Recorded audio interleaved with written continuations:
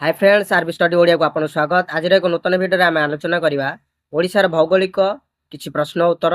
आपन ओडिशार आयतन केते उत्तर 1,55,782 वर्ग किलोमीटर।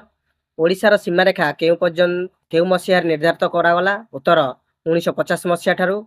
ओडिशार हाराहारी वार्षिक वृष्टिपात परिमाण केते उत्तर 140 सेंटीमीटर। 2011 जनगणना अनुसार ओडिशार लोकसंख्या केते उत्तर 419,74,218 जन। जनसंख्या दृष्टि ओडिशार स्थान भारत वर्षर केउठी उत्तर 11।